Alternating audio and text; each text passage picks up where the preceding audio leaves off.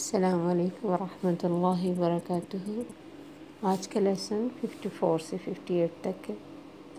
اعوذ باللہ من الشیطان الرجیم، بسم اللہ الرحمن الرحیم۔ رب اشرح لی صدری ویسر لی امری واحلل عقدۃ من لسانی یفقہوا قولی رب زدنی علما اللہم فقہنا فی الدین اللہم وفقنا لما تحب وترضی۔ وَإِذَا جَاءَكَ الَّذِينَ يُؤْمِنُونَ بِآيَاتِنَا، اور جب آئیں تیرے پاس وہ لوگ جو ایمان رکھتے ہیں ہماری آیات کے ساتھ،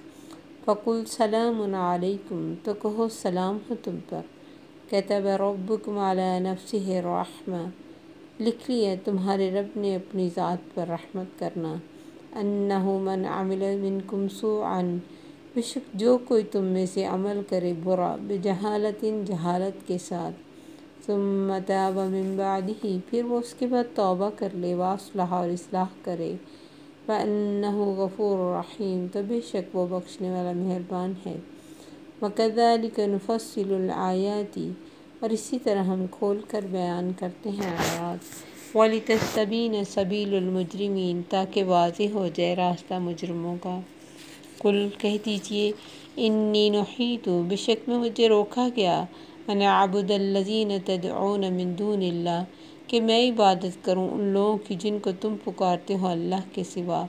قل لا اتبع اہواءکم، کہہ دیجئے نہیں میں پیروی کروں گا تمہاری خواہشات کی، قد ضللت، تب تو میں بھٹک جاؤں گا، اذا وما انا من المہتدین، اور تب نہیں میں رہوں گا ہدایت پانے والوں میں سے۔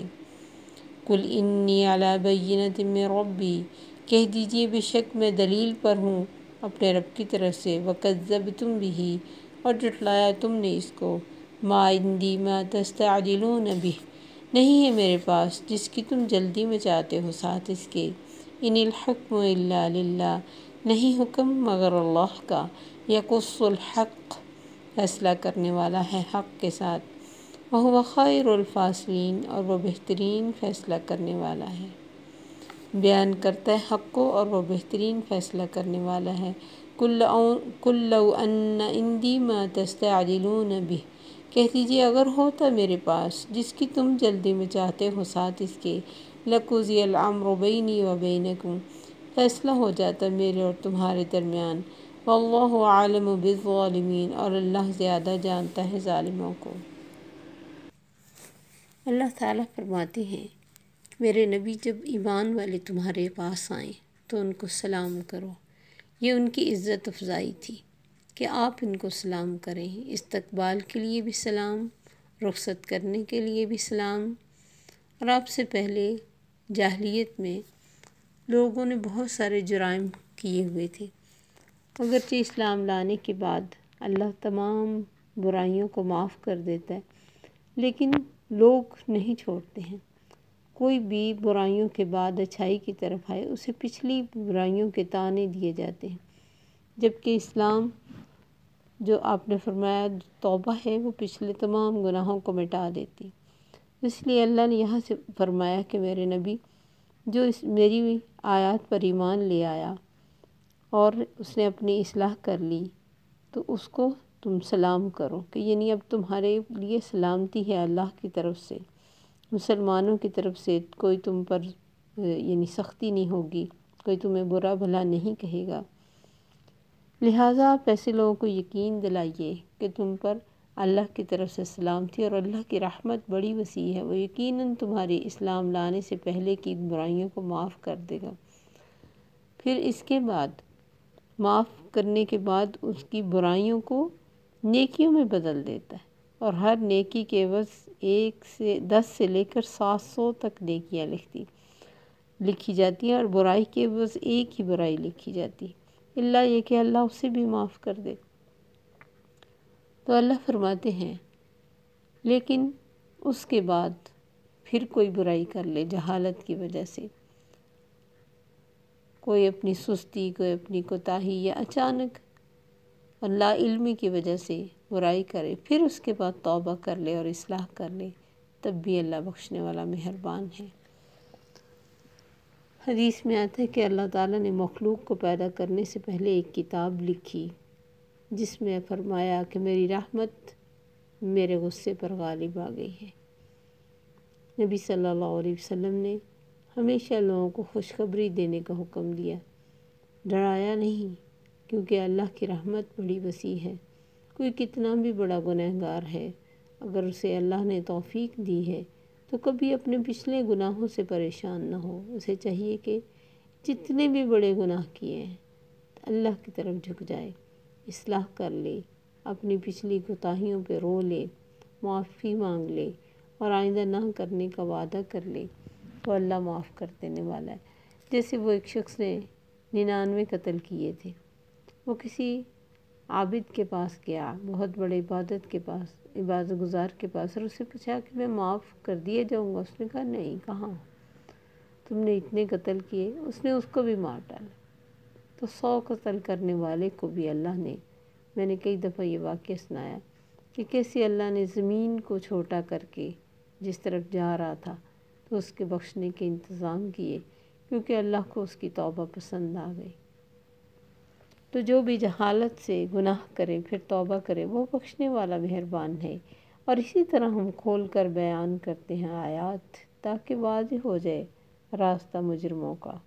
یعنی پتہ لگ جائے کہ مجرم اور مسلمان یہ دو الگ الگ راستے پہ جانے والے لوگ ہیں۔ کبھی بھی ہدایت والے اور گناہ گار یا بے ہدایت ایک جیسے نہیں ہو سکتے۔ ان کی زندگی، ان کے جینے میں، ان کے مرنے میں، ان کے اٹھنے بیٹھنے میں، کھانے پینے میں، چلنے پھرنے میں، سوچوں میں، باتوں میں، ہر چیز میں فرق آ جاتا ہے۔ قُلْ إِنِّي نُهِیتُ أَنْ أَعْبُدَ الَّذِینَ تَدْعُونَ مِن دُونِ اللَّهِ، اور مجھے اس چیز سے بھی روکا گیا ہے کہ جن کی تم پوجا کرتے ہو میں ان کی پوجا کروں،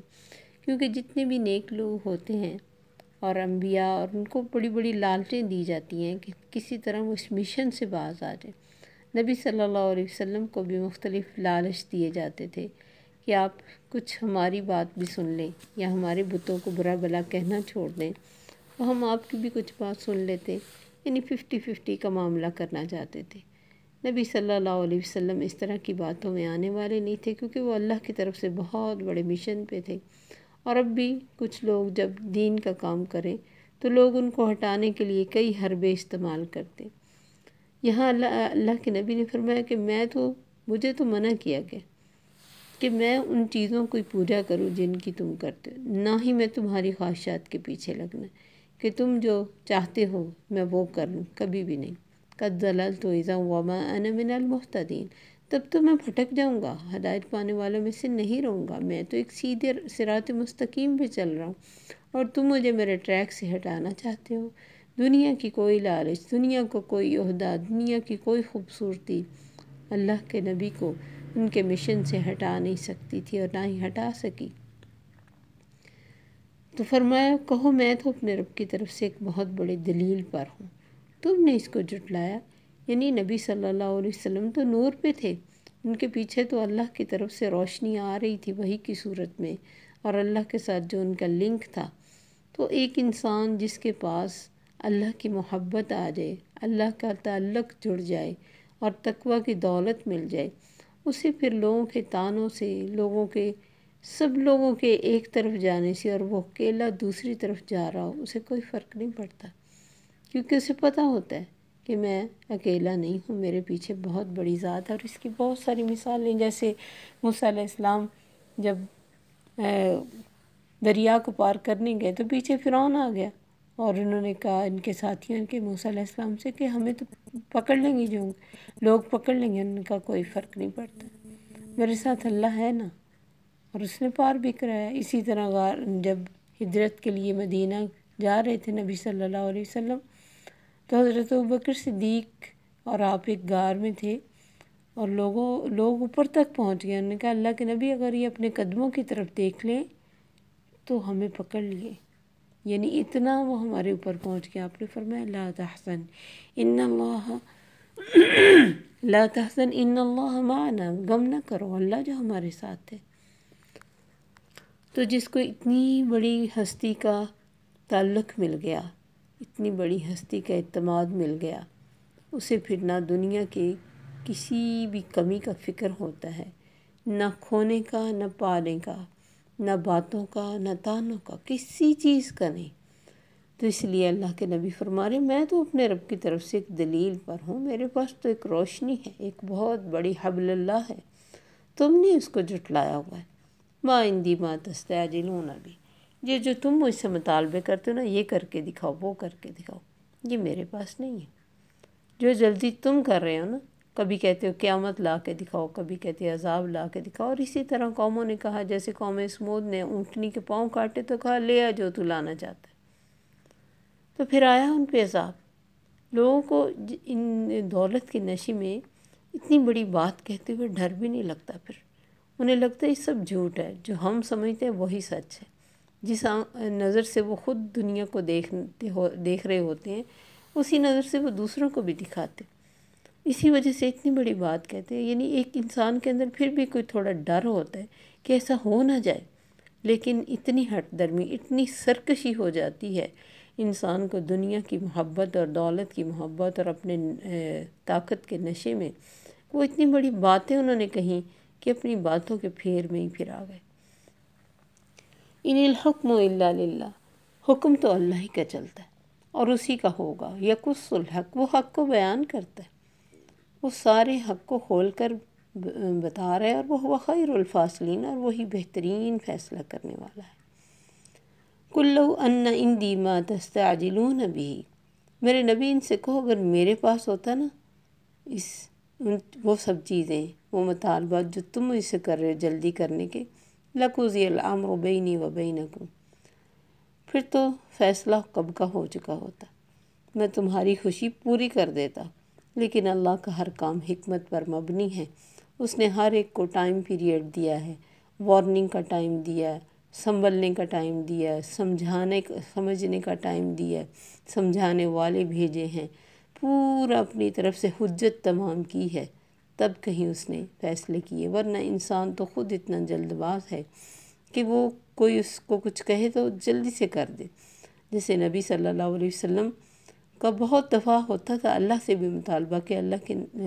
سے دعائیں کرتے کہ یا اللہ یہ کہتے ہیں اس طرح کر کے دکھا دو، تو آپ دکھا دو، اور اللہ فرماتے تھے کہ میرے نبی تو نہیں جانتا، یہ صرف ان کے مطالبات ہیں، کچھ بھی مردے ان سے اٹھ کے کلام کریں، اللہ اور فرشتے سامنے آ جائیں، حتیٰ کہ دوزخ کو بھی دیکھ لیں، نہیں مانیں گے جنہوں نے نہیں ماننا۔ تو ان سے کہو اگر میرے پاس وہ تمام چیزیں ہوتی یا میرے اختیار میں ہوتی، میرا بس چلتا ہوتا، تو پھر میں اور اپنا اور تمہارے درمیان جو فیصلہ کرنا تھا وہ ہو جاتا۔ واللہ اعلم بالظالمین، اور اللہ کو ظالموں کا زیادہ پتہ ہے، کیونکہ ان کا کہنا تھا کہ اگر تم سچے ہو تو ہم پر عذاب کیوں نہیں آتا۔ اللہ فرماتے ہیں نا کہ نبی صلی اللہ علیہ وسلم کا مذاق اڑاتے اور پھر دل میں کہتے کیوں نہیں ہم پر عذاب آ رہا ہماری ان باتوں کی وجہ سے۔ اسے اللہ تعالیٰ نے سورہ حشر میں فرمایا وَإِذَا جَاءُوكَ حَيَّوْكَ بِمَا لَمْ يُحَيِّكَ بِهِ اللَّهُ، جب تیرے پاس آتے ہیں تمہیں اس طرح کا سلام کرتے ہیں جس طرح کا اللہ نے نہیں کیا، جیسے کہتے تھے السلام علیکم، تم پر موت ہے۔ ثُمَّ يَقُولُونَ فِي أَنفُسِهِمْ، پھر اپنے دل میں کہتے ہیں لَوْلَا يُعَذِّبُنَا اللَّهُ بِمَا نَقُولُ، ہمیں اللہ عذاب کیوں نہیں دیتا ہمارے کہنے کی وجہ سے۔ یعنی اتنے نہ ڈر ہوتے، ایک تو غلط بات کہتے پھر سوچتے۔ تو اللہ نے فرمایا کہ ہر ایک چیز کا ایک ٹائم ہے، میرے نبی ان سے کہو میرے اختیار میں عذاب اور میرے اختیار میں ثواب نہیں ہے، یہ اللہ کا کام ہے۔ عذاب لانا میرے اختیار میں ہوتا تو کب کا آ چکا ہوتا اور سارے جھگڑے ختم ہو گئے ہوتے، مگر تم پر عذاب آنے کا ٹھیک وقت تو اللہ کو ہی پتہ ہے، اور اللہ کا علم، اس کا حلم، اس کی حکمت وہی جانتا ہے۔ اس وجہ سے اس طرح کی کوئی بات کے بارے میں تم یہ کہو، کیونکہ اللہ ظالموں کو بہت جانتا ہے۔ اس طرح کے بے شمار ظالم جو پہلے دن کے فیصلے اللہ کر چکا ہے، اگر یہ ان کو دیکھ کے عبرت پکڑنا چاہتے تو ایسی بات کبھی بھی منہ سے نہ نکالتے، لیکن انسان ہمیشہ ہی خسارے میں رہتا ہے اس طرح کی باتیں کر کے اور اس طرح کی سوچوں سے اور دولت کی وجہ سے، اور اپنی تھوڑی جو دنیا میں اللہ نے اس کو اختیار اور طاقت دی ہوتی اس کی وجہ سے۔ حالانکہ کوئی بھی انسان اللہ کی باؤنڈری سے باہر نہ جا سکتا ہے، نہ جانے کے قابل ہے، انتہائی کمزور ہونے کے باوجود بڑی بڑی باتیں کرتا ہے۔ ہمیشہ اللہ کے آگے جھکے رہنا چاہیے، کیونکہ ان بطش ربک لشدید، اللہ کی پکڑ بہت سخت ہے، بے شک وہ غفور رحیم بھی ہے۔ اللہ اپنی رحمتوں کے ساتھ ہمیں اپنی حفاظت میں رکھے اور ہر طرح کی وہ بری بات جو اسے ناپسند ہے اس سے ہمیں بچائے۔ السلام علیکم ورحمۃ اللہ وبرکاتہ۔